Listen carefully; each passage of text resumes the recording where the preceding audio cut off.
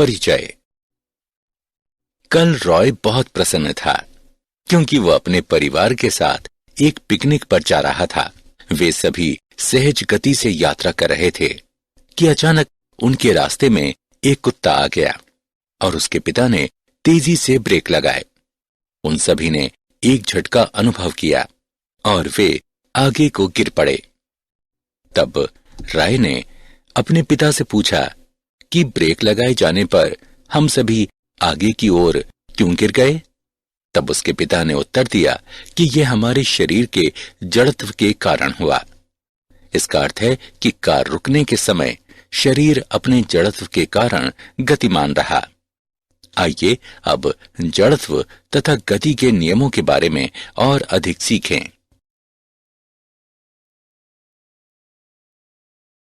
उद्देश्य।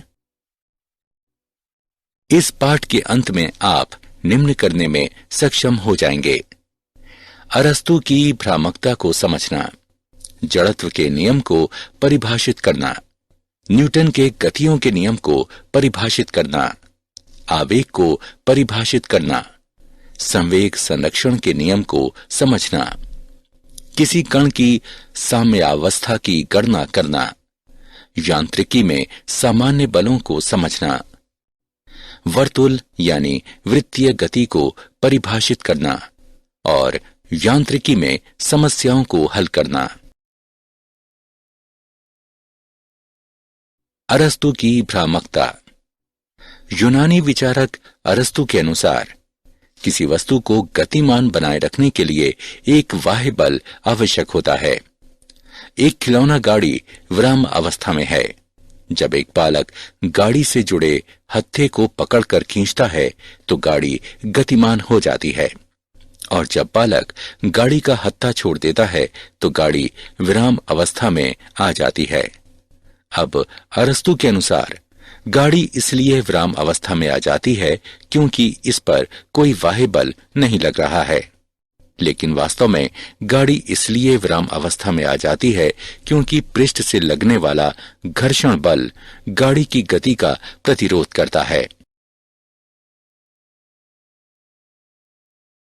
जड़त्व का नियम। किसी वस्तु का जड़त्व उसका वह गुण होता है जिसके द्वारा ये अपनी विराम अवस्था में परिवर्तन का या किसी बाह्य बल की अनुपस्थिति में वस्तु की एक समान गति का प्रतिरोध करती है। किसी वस्तु का जड़त्व इसके द्रव्यमान के अनुक्रमानुपाती होता है। किसी वस्तु का वेग तब तक निश्चित रूप से बना रह सकता है जब तक उस पर कोई त्वरण या मंदन कार्य न करे। ऐसी दशा केवल समतल तलों पर प्राप्त की जाती है जहां घर्षण के बल को न्यून किया जाता है। आइए एक उदाहरण देखें। नीचे को ढाल युक्त तल की स्थिति में त्वरण का एक कारण पहले से उपस्थित रहता है। ऊपर को ढाल युक्त तल की स्थिति में मंदन का एक कारण पहले से उपस्थित रहता है। क्षैतिज तल की स्थिति में नियत गति होती है। न्यूटन का गति का प्रथम नियम। न्यूटन के गति के प्रथम नियम के अनुसार प्रत्येक पिंड तब तक अपनी विराम अवस्था या सरल रेखा में एक समान गति की अवस्था में रहता है जब तक कि कोई बाह्य बल उसे अन्य रूप में व्यवहार करने के लिए बाध्य नहीं करता। यदि किसी वस्तु पर नेट बाह्य बल शून्य हो तो इसका त्वरण शून्य होगा। वस्तु पर नेट बाह्य बल न होने की स्थिति में त्वरण शून्य नहीं हो सकता। न्यूटन का गति का द्वितीय नियम। पहले हम सभी संवेग के बारे में बात करेंगे। किसी वस्तु का संवेग इसके द्रव्यमान तथा वेग के गुणनफल के रूप में व्यक्त किया जाता है। P बराबर m गुणा v। ये एक सदिश राशि है। संवेग की दिशा वेग की दिशा में होती है। इसका SI मात्रक किलोग्राम मीटर प्रति सेकंड होता है। न्यूटन का गति का द्वितीय नियम कहता है कि किसी पिंड पर कार्य करने वाला नेट बाह्य बल इसके संवेग परिवर्तन की दर के अनुक्रमानुपाती होता है। इसका समीकरण निम्न रूप में दिया गया है। यू मीटर प्रति सेकंड के वेग से आरंभ में गतिमान m द्रव्यमान के एक पिंड पर विचार करें, जिस पर F न्यूटन का बल लगाए जाने पर t समय के बाद इसका वेग v मीटर प्रति सेकंड हो जाता है।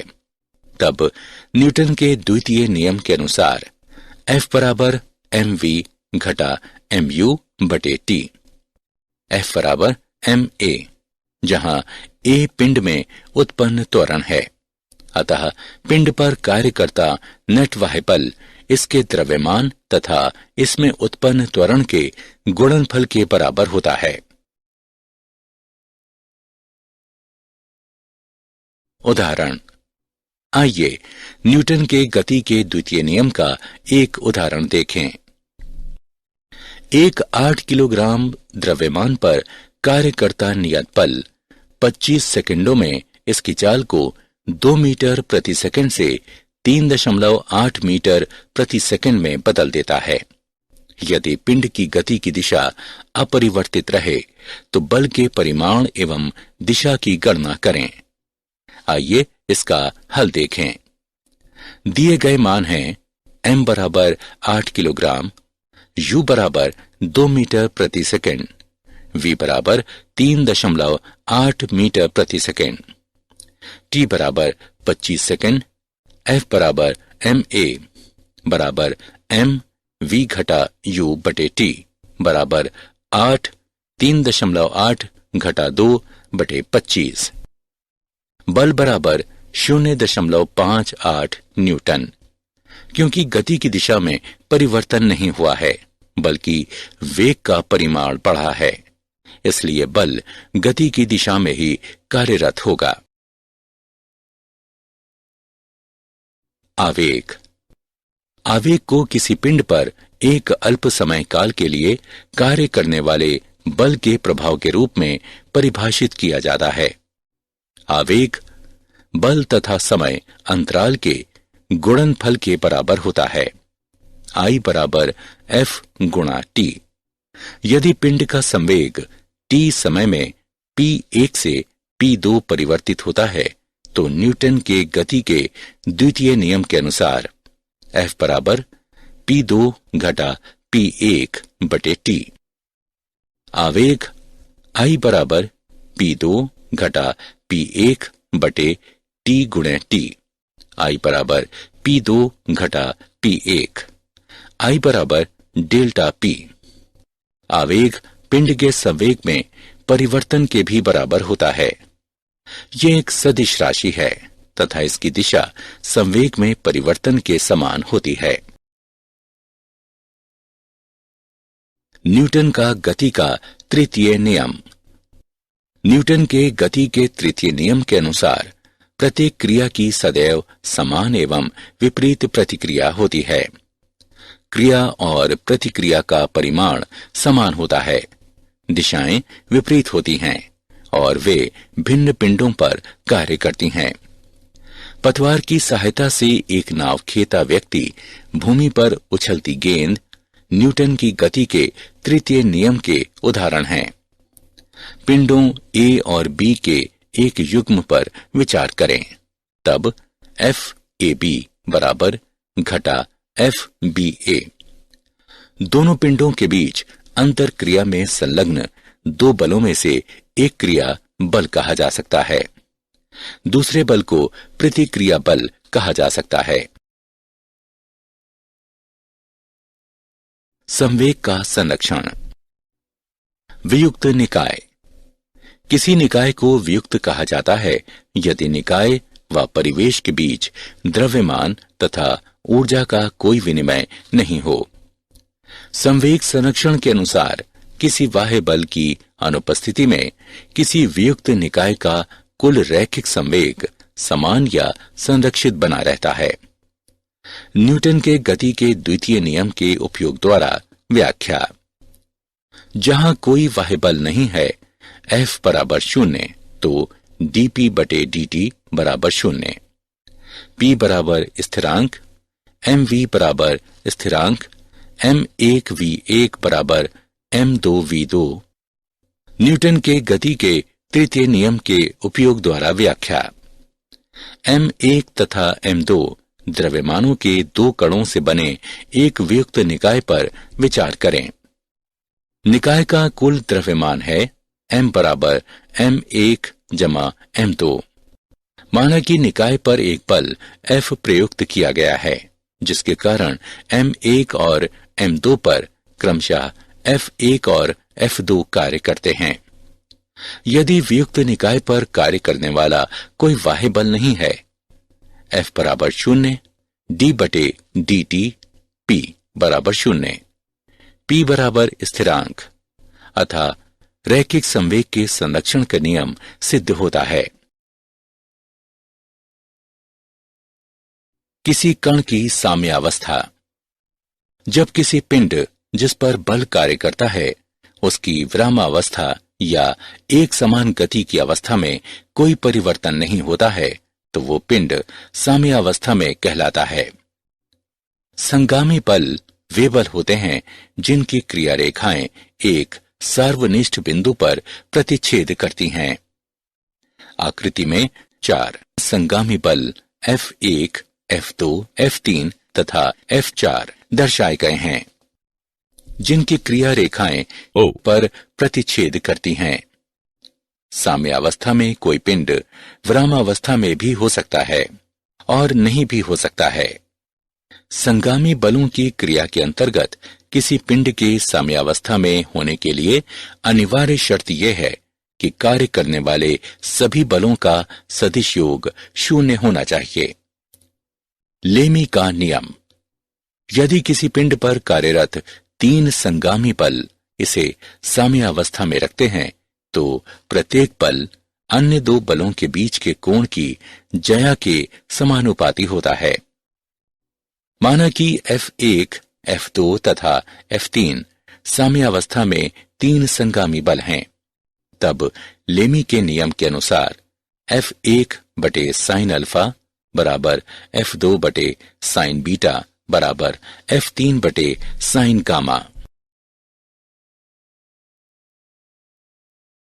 यांत्रिकी में सामान्य बल। यांत्रिकी में हमारा सामना अनेक प्रकार के बलों से होता है। यांत्रिकी में मुख्य संपर्क बल घर्षण कहलाता है। घर्षण, इसे एक विरोधी बल के रूप में परिभाषित किया जाता है जो संपर्क वाले 2 पृष्ठों के बीच तब उत्पन्न होता है जब एक पिंड अन्य पिंड के पृष्ठ पर सरकती या लुढ़कती है या ऐसा करने के लिए प्रवृत्त होती है। ये दोनों पिंडों के संपर्क पृष्ठों पर स्पर्श रेखीय कार्य करता है तथा न्यूटन के गति के तृतीय नियम का पालन करता है। सीमित घर्षण। संपर्क में 2 पिंडों के बीच घर्षण का बल जब एक पिंड अन्य पिंड के पृष्ठ पर सरकना शुरू करने की स्थिति में होता है। स्थैतिक घर्षण। संपर्क में 2 पिंडों के बीच घर्षण का बल जो उससे पूर्व होता है जब वास्तव में कोई पिंड किसी अन्य पिंड के पृष्ठ पर चलना शुरू करता है। गतिज घर्षण। संपर्क में 2 पिंडों के बीच घर्षण का बल जब एक पिंड अन्य पिंड के पृष्ठ पर गतिमान होता है। लोटनी घर्षण। इसे ऐसे घर्षण के रूप में परिभाषित किया जाता है जो तब उपस्थित होता है जब पिंड जैसे कि वलय, चकती, गोला या बेलन अन्य पिंड के पृष्ठ पर लुढ़कते हैं या ऐसा करने को प्रवृत्त होते हैं। लोटनी घर्षण सर्पी घर्षण से कम होता है। घर्षण एक अनिवार्य बुराई है। घर्षण सदैव गति का विरोध करता है और घर्षण से छुटकारा पाने के लिए ऊर्जा व्यय होती है, लेकिन साथ ही ये अनिवार्य भी है क्योंकि ये हमें चलने, वस्तुओं को चलाने तथा शक्ति का प्रेषण करने में सहायता प्रदान करता है। घर्षण कम करने के उपाय। 2 संपर्क पृष्ठों के बीच घर्षण गुणांक का मान कम करते हुए घर्षण को घटाया जा सकता है। इसे निम्नांकित तरीकों से किया जा सकता है: पॉलिश करके, ल्यूब्रिकेंट्स के उपयोग द्वारा चिकना करके, सर्पी को लोटनी में परिवर्तित करके। वृत्तीय या वर्तुल गति। जब कोई पिंड किसी वृत्ताकार पथ पर चलता है तो इसकी गति वृत्तीय गति कहलाती है, और यदि कोई पिंड किसी वृत्तीय पथ पर नियतांक चाल से घूमता है तो इसकी गति एक समान वृत्तीय गति कहलाती है। पिंड पर बल निम्न रूप में व्यक्त है। F बराबर ma बराबर mv वर्ग बटे r। यह सदैव वृत्तीय पथ के केंद्र की ओर निर्दिष्ट होता है, इसलिए इसे अभिकेंद्र बल कहा जाता है। क्षैतिजिक वृत्तीय गति के कुछ उदाहरण निम्नवत हैं। किसी समतल सड़क पर वृत्तीय मोड़ लेने वाला वाहन। जब कोई वाहन किसी समतल सड़क पर वृत्तीय मोड़ लेता है तो वाहन के टायरों तथा सड़क के बीच घर्षण का बल वाहन को आवश्यक अभिकेंद्र बल प्रदान करता है। वह अधिकतम चाल जिससे एक वाहन r त्रिज्या का वृत्तीय मोड़ ले सकता है निम्न प्रकार व्यक्त है। F बराबर ma बराबर mv वर्ग बटे r।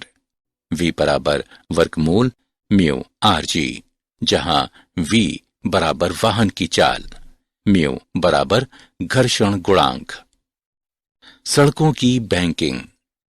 पहाड़ी क्षेत्रों में वृत्तीय मोड़ काफी अधिक और तीव्र होते हैं, इसलिए सड़कों को इस प्रकार बनाया जाता है कि उनका बाहरी किनारा आंतरिक किनारे की अपेक्षा इस प्रकार थोड़ा सा उठा हुआ होता है कि पर्याप्त अभिकेंद्र बल प्रदान किया जा सके।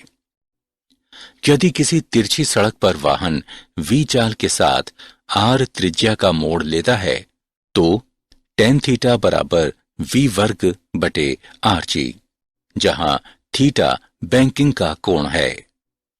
साइकिल सवार का झुकना।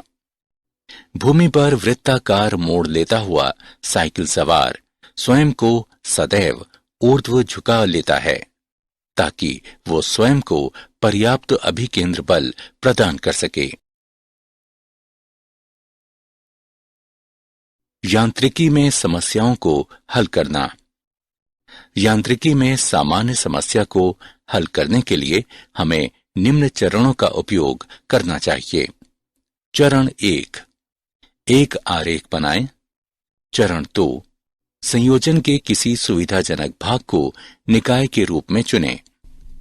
चरण 3, एक पृथक आरेख खींचें जो निकाय तथा पिंडों के संयोजन के शेष भागों द्वारा निकाय पर आरोपित सभी बलों को सम्मिलित करके दर्शाता हो।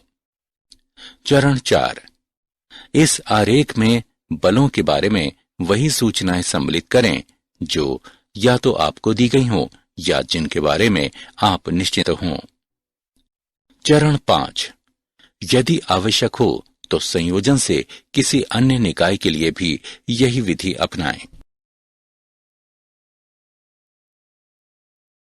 क्या आप जानते हैं सर आइजक न्यूटन का जन्म 1642 में हुआ।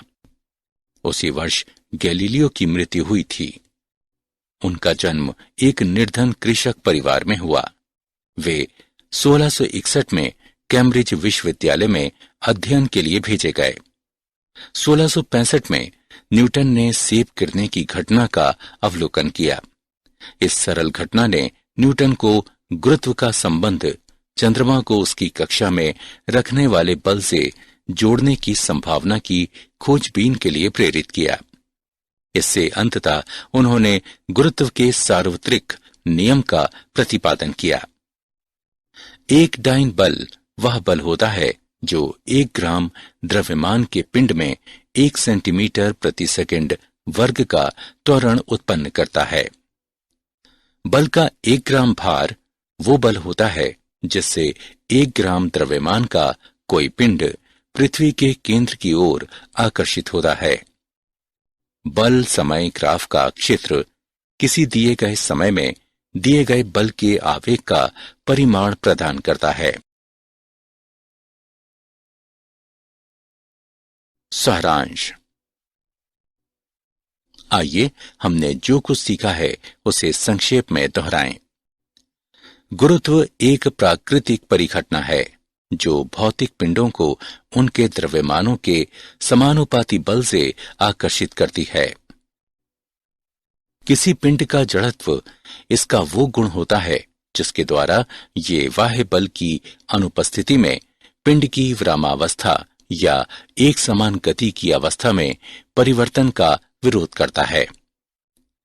न्यूटन के गति के प्रथम नियम के अनुसार हर चीज निरंतर अपनी विरामावस्था या एक सीधी रेखा में एक समान गति की अवस्था में रहेगी यदि इस पर कार्य करने वाला कोई बाह्य बल आरोपित न किया जाए। न्यूटन के गति के द्वितीय नियम के अनुसार किसी पिंड पर कार्य करने वाला नेट बाह्य बल इसके संवेग में परिवर्तन की दर के अनुक्रमानुपाती होता है। आवेग को किसी पिंड पर बल के प्रभाव के रूप में परिभाषित किया जाता है जो इस पर अल्प समय अंतराल के लिए कार्य करता है। न्यूटन के गति के तीसरे नियम के अनुसार प्रत्येक क्रिया की सदैव समान व विपरीत दिशा में प्रतिक्रिया होती है। संवेग संरक्षण के नियम के अनुसार किसी बाह्य बल की अनुपस्थिति में किसी पृथक्कृत निकाय का कुल रैखिक संवेग समान या संरक्षित बना रहता है। जब किसी पिंड की विरामावस्था या एक समान गति की अवस्था में कोई परिवर्तन नहीं होता जिस पर कि बल कार्य करते हैं तो वो पिंड साम्यावस्था में कहलाता है।